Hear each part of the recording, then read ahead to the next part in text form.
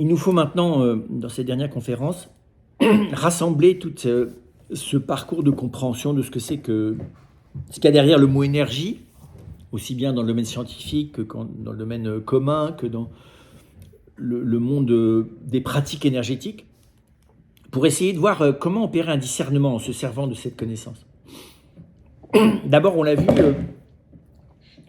l'énergie, pour la simplifier et rassembler l'ensemble de ce qu'on a dit, c'est comme un transfert de mouvement d'une réalité à l'autre. D'ailleurs, c'est ce qu'on observe, c'est ce que la science est d'accord d'ailleurs avec ces définitions-là. Et avoir de l'énergie, c'est donc avoir un mouvement, être en mouvement. Ce mouvement, il peut se communiquer à un autre corps que celui qui est en mouvement. Alors, il y a plein de manières de se communiquer. Il y a une efficience. Cette efficience, elle peut se faire aussi bien par la chaleur. Un corps chaud transmet sa chaleur à un autre corps moins chaud. Ça peut être le mouvement. Un corps en mouvement transmet un mouvement à un autre corps en mouvement. Mais ça peut être aussi un mouvement vital. Et l'énergie d'une réalité physique, surtout quand elle est naturelle, mais aussi l'énergie d'une réalité vivante, d'une plante, d'un animal, et l'énergie évidemment d'un humain, à travers son corps et son psychisme dans son corps, peut agir sur une autre réalité. Dans le cas des humains, nous bénéficions de l'énergie. Par exemple, de ce que nous assimilons, nous bénéficions de l'énergie qu'il y a dans les aliments, nous bénéficions de l'énergie de ce que nous respirons. Nous bénéficions de l'énergie aussi psychique du monde, de l'environnement humain dans lequel nous vivons, de l'environnement vital dans lequel nous vivons. Et vous voyez bien que cette communication de l'énergie peut se faire par contact, enfin d'abord par choc, donc de la boule qui pousse la boule. Elle se peut faire par contact physique, elle peut se faire aussi par contact psychique. Et il n'est pas facile, ce n'était pas notre objet, mais de voir que le contact psychique se fait à distance, que ne peut pas se faire le contact physique. Un jumeau est lié à son jumeau à distance psychiquement. Les parents sont liés à leurs enfants et réciproquement à distance psychiquement. Les frères et sœurs sont liés aussi. Voilà. Et donc il est difficile d'établir, pour le coup, d'une manière rigoureuse, quelles sont les conditions pour que ce contact psychique, jusqu'où ce contact psychique puisse s'opérer à distance. Penser à quelqu'un n'a pas nécessairement un impact sur la personne auquel nous pensons, mais y penser avec affection, avec intensité aussi bien psychique que spirituelle, voilà, nous ne pouvons pas démontrer que ça a un impact, mais nous ne pouvons pas non plus démontrer qu'il n'y en a pas, parce que, au fond, notre connaissance du psychisme et de l'énergie psychique reste relativement faible. Mais par exemple, la communication de la vérité à travers un livre, à travers une conférence enregistrée, c'est une énergie qui est transmise à la personne qui comprend. L'enseignement est une transmission d'énergie. L'amour aussi est une transmission d'énergie. Deux personnes qui sont reliées par l'acceptation d'une incidence permanente de leur vie l'une sur l'autre, sont en interaction au-delà de la distance. Et donc on peut dire qu'il y a une certaine forme de transmission énergétique de nature spirituelle. Alors évidemment, la grande question, c'est celui du discernement sur le bénéfice pour le vivant que nous sommes, puisque je m'arrêterai à cette situation-là. La question n'est pas celle des animaux, comment est-ce qu'un guérisseur guérit l'animal, ce n'est pas mon sujet, c'est l'humain. Quel est le bénéfice de cette transmission énergétique? Quelle est l'opportunité aussi? Quand je dis le bénéfice, c'est que voilà, il y a des fleurs ou des minéraux qui peuvent aider certaines personnes, aider certains organismes et ne pas aider d'autres organismes. Il y a des présences psychiques, ou bien animales, ou bien humaines, qui peuvent favoriser le dynamisme intérieur, donc le mouvement intérieur, psychique, physique, de tel humain et pas de tel autre. Vous avez des gens qui bénéficient de l'énergie psychique que dégage un chat et pas un chien, d'autres c'est les souris, et même les catégories de chiens ou les catégories de chats, les choix se font, c'est pas uniquement des choix affectifs, c'est des choix aussi des fois qui sont le bénéfice de la présence. D'une présence vivante qui donc communique une forme d'énergie vitale, c'est-à-dire un mouvement. Donc il faut regarder le bénéfice, l'opportunité, mais aussi les effets secondaires. Là encore, l'assimilation d'une substance peut me procurer à court terme, comme un dopant, une énergie énorme et avoir des effets secondaires néfastes. Ce discernement, nous l'opérons à travers les choix d'aliments, nous l'opérons quand nous choisissons un logement. Tous les logements n'ont pas la même configuration énergétique. L'environnement géographique dans lequel nous vivons, être à la campagne, à la montagne, au bord de la mer ou en plein désert, là encore, ne rentre pas en synergie de mouvement entre le monde physique et le corps de l'humain de la même manière. Et donc, qu'est-ce qui bénéficie à la dynamisation du vivant humain ? Il y a plusieurs types de critères. Le premier, c'est celle de la posture de la personne qui propose cette dynamisation énergétique. Cette question, elle est beaucoup plus large, c'est celle de la relation thérapeutique, ou de la relation même encore plus large d'accompagnement. Et donc, s'assurer que la personne est dans une démarche d'accompagnement, c'est-à-dire qu'elle ne prétend pas agir directement sur la personne, mais aider la personne dans la dynamique qui est la sienne. Donc, ne pas infléchir la dynamique de la personne, ne pas lui imposer une autre dynamique que celle qu'elle veut avoir, mais l'accompagner dans la rectification, l'amélioration,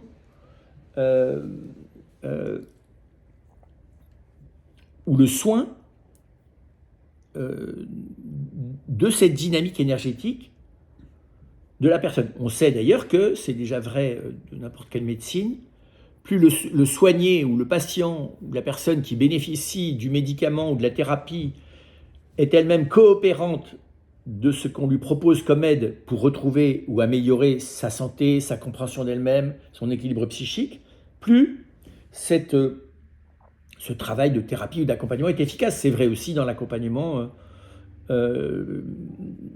psychothérapeutique ou même dans l'accompagnement spirituel. Plus la personne intègre intelligemment à l'intérieur de sa propre existence le conseil qu'on lui a donné, plus elle est capable d'en bénéficier.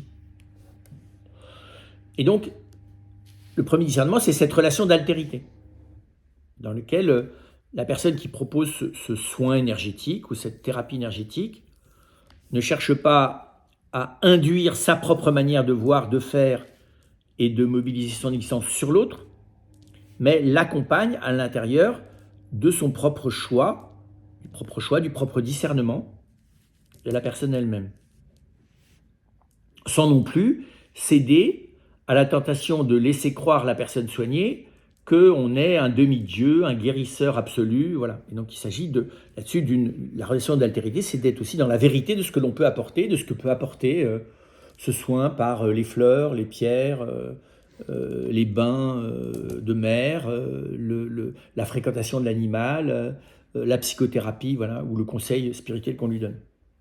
Donc c'est d'être au clair de ce que l'on pense être capable, parce qu'il y a toujours un élément hypothétique, hein, on se pense capable d'apporter à travers aussi bien le médicament d'ailleurs que l'aide, la pratique que l'on propose, de manière telle que la personne soit coopérante de manière éclairée.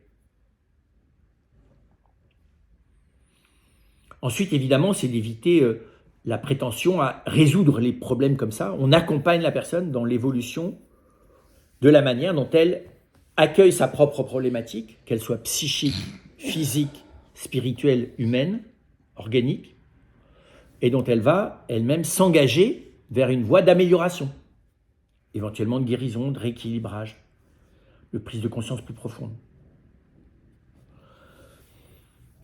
Ensuite, il faut être lucide sur l'ambivalence des effets énergétiques. C'est-à-dire qu'il y a il peut y avoir un effet d'efficacité immédiate, ce qui ne veut pas dire d'ailleurs une efficacité dans le long terme, hein, comme un effet de boost. Là encore, on peut avaler des aliments qui nous mettent en état de surénergétisation ponctuelle, mais qui derrière sont suivis d'un affaiblissement beaucoup plus profond. C'est la même chose quand, dans l'usage aussi bien des pierres, des plantes, d'une énergie communiquée par manipulation. Et donc on le voit bien, que ce soit l'ostéopathe, l'homéopathe, ceux qui travaillent en phytothérapie, essayent d'envisager aussi les effets secondaires de cette dynamisation. Même s'ils visent à l'amélioration du dynamisme vital de la personne soignée ou accompagnée, il doit être lucide sur la possibilité d'effets secondaires qui sont évidemment d'autant plus variables que l'on est à la fois dans une tentative de soins ciblés sur la personne, autrement dit un médicament homéopathique ou un accompagnement psychothérapeutique sur un point précis, problématique, stratégique de la vie de la personne peut avoir plus d'effets secondaires que quand il s'agit d'une amélioration classique de la santé de l'organisme ou d'une prise de conscience élémentaire, par exemple, de la place de nos parents dans notre existence.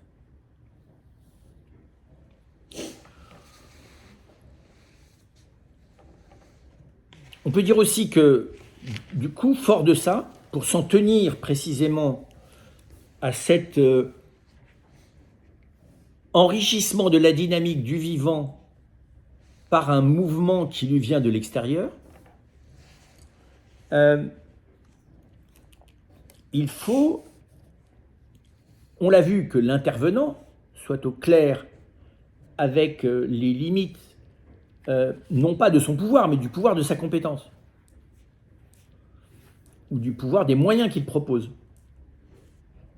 C'est évidemment plus difficile quand celui qui intervient, l'intervenant, quand ça passe par son corps, quand ça passe par son corps et son psychisme, quand ça passe par son corps, son psychisme et un engagement de sa personne. Le risque est du coup, on le sait bien, qu'à l'occasion de l'énergie que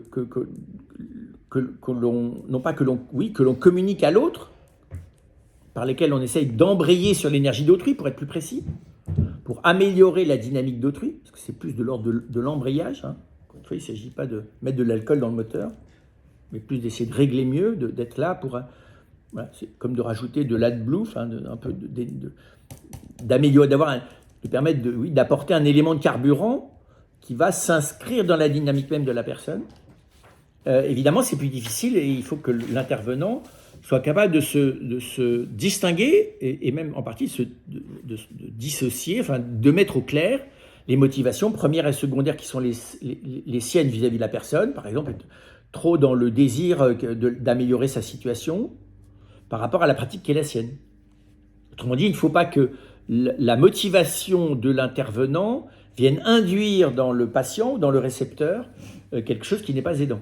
Ça veut dire aussi que le récepteur a lui-même son travail à faire, de ne pas surinvestir, comme on dit aujourd'hui effectivement, le soignant. C'est vrai d'un médecin, c'est vrai d'une infirmière, du patient à l'égard d'une infirmière, qu'à l'égard d'un thérapeute qui, dans certains cas, à cause de l'ésotérisme de son langage et d'une certaine forme de mise en scène du caractère absolument extraordinaire de la thérapie énergétique qu'il propose, apparaît plus comme une espèce de demi-humain surhumain que comme une simple personne humaine qui a une compétence précise dans un domaine précis. Cette attente d'une surhumanité, elle est très profonde dans la personne humaine. On sait qu'elle se projette facilement sur le représentant religieux, le prêtre, la religieuse ou la religieuse, qu'elle se dirige aussi très facilement vers le médecin ou le thérapeute. Et donc, il faut là-dessus que non seulement l'intervenant soit au clair, mais qu'il aide aussi le récepteur de cette thérapie énergétique à être lui-même au clair avec ses motivations. Il est évident que là où la frontière devient plus délicate, c'est quand l'intervenant ne se voit que comme un médiateur énergétique de l'énergie cosmique, alors qu'il est bien intervenant. Il est un médiateur, mais qui use librement de ceux qui l'utilisent. Et donc, quand il commence à se dissoudre, en se considérant simplement comme un transmetteur de l'énergie cosmique, quand c'est pas d'ailleurs d'une énergie spirituelle surhumaine, comme celle des anges, et pourquoi pas celle de Dieu. Et là, on est dans quelque chose de beaucoup plus dangereux, parce que du coup, là, on investit une pratique énergétique qui a pour but d'améliorer et d'aider la personne à la croissance, à une dépendance de la personne vis-à-vis de l'intervenant, voire de forces supérieures, voire soi-disant de Dieu, qui en fait simultanément rend la personne aidée, la personne bénéficiaire de l'intervenant, mais peut-être possiblement aussi d'une énergie qui se veut supérieure et de l'ordre de la toute-puissance. Et là, évidemment, le discernement religieux est nécessaire. Si Dieu existe, s'il existe un être premier, sa toute-puissance est totalement relative à sa bonté, et sa bonté est relative à sa sagesse, et sa sagesse n'est pas d'agir en investissant les personnes d'une manière surpuissante par le biais d'un médiateur humain. C'est bien le sorcier, le prêtre ou le chaman qui tout d'un coup se veut un transmetteur de l'énergie divine doit être mis à distance par une personne qui cherche à agir dans le respect de ce qu'elle est, dans le respect du bien de la personne et dans le respect de la juste réalité qu'est la personne qui se présente comme médiatrice.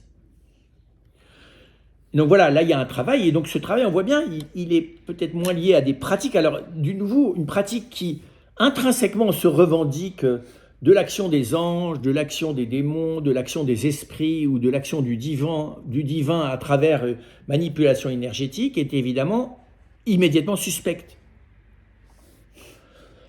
Ensuite, une pratique qui ne s'avère pas de telle, mais qui l'est de fait, de manière cachée, n'est pas plus saine. Et donc on comprend mieux que la pratique d'une thérapie énergétique réclame une humilité, au sens fort du terme, c'est-à-dire proche de la terre. C'est pour ça que nous avons fait ce travail sur l'énergie, proche de la réalité et des limites de ce que c'est que le mouvement. Le mouvement n'est pas l'identité. Le mouvement par lequel la vitalité de la personne peut être améliorée n'est pas un surcroît de vitalité injecté dans la personne. Rien ne remplace le sémovere, le mouvement propre de la personne. Et donc il y a là une humilité évidemment de l'intervenant et une humilité du récepteur, c'est-à-dire se tenir au plus près à la fois de la qualité de la modification qui peut s'opérer énergétiquement dans la personne, du temps pour vérifier la longévité de cet effet et les bénéfices à moyen et à long terme de cet effet. Et puis enfin, de situer cet effet à sa juste place, c'est-à-dire comme un effet qui relève d'abord de l'élément matériel. Le psychisme étant quand même incroyablement plus proche de la matière que de l'esprit. Du coup, il reste l'énergie spirituelle. Or, l'énergie spirituelle, on parlait de la vérité, on ne transmet pas la vérité, on propose la vérité à l'autre. Autrement dit, on lui propose une intelligibilité. On ne peut jamais induire une intelligibilité dans l'esprit de l'autre. On ne peut pas induire la vérité dans l'esprit de l'autre. On ne peut pas plus d'ailleurs induire l'amour dans l'esprit de l'autre. Voilà. Donc on n'injecte pas de l'amour dans le cœur de l'autre. On peut réveiller l'amour par la bonté dont on témoigne, qui nous traverse ou dont on essaye de vivre. Et donc d'une certaine manière, on l'a vu, l'énergie spirituelle on pourrait presque dire, n'est pas dans les mains des hommes, à la différence de l'énergie psychique ou de l'énergie physique. Elle n'est que sous la forme du doigt qui se tend vers la lune, donc qui désigne le bien, qui désigne le vrai. En cela, il y a une émulation et une énergétisation de la volonté et de l'intelligence, mais c'est en proposant à la personne d'entrer dans la synergie qui est la nôtre, exactement d'entrer, de se servir de la synergie qui est la nôtre dans le rapport au bien, dans le rapport au vrai, pour qu'elle-même, précisément, apprenne à se tourner vers le bien et le vrai. Donc il n'y a pas, au sens strict, de communication d'énergie, il y a comme une espèce de compagnonnage, qui n'est pas tout à fait du même ordre. Et alors que dans la thérapie énergétique, ou d'ailleurs dans toute thérapie, le thérapeute est détenteur d'un savoir-faire qu'il met en œuvre pour permettre à la personne elle-même d'avancer, celui qui cherche la vérité ou qui aime n'est pas détenteur d'un savoir-faire. Enseigner est autre chose, ne nous rend pas détenteur de la vérité. L'enseignant, il est détenteur de certaines manières d'aller vers la vérité, qu'il ne peut d'ailleurs pas imposer aux personnes qu'il enseigne, puisque la manière de découvrir la vérité, même si elle implique les lois de la rationalité, mais qui ne sont pas les lois de l'enseignant, qui sont les lois de la rationalité, se pratique de manière extraordinairement différente d'une personne à l'autre. Certains découvrent la vérité à travers une approche plus symbolique et artistique, d'autres découvrent la vérité à travers une pratique et une expérience, d'autres découvrent la vérité à travers une intériorisation réflexive. Donc il y a plein de chemins et il en est de même de l'amour. Et donc voilà, il n'y a pas... Et même si ça peut être frustrant d'accepter qu'il ne puisse pas y avoir finalement de transfusion de vie d'âme à âme, d'énergie à énergie, il peut y avoir une communion d'existence. La seule transfusion de vie qui pourrait être possible, c'est si elle venait d'au-delà des hommes, et qu'elle ne se présente pas ses présents sous la forme de la toute-puissance, mais sous la forme d'une profondeur du bien à accueillir. Ce que la tradition judéo-chrétienne appelle la grâce.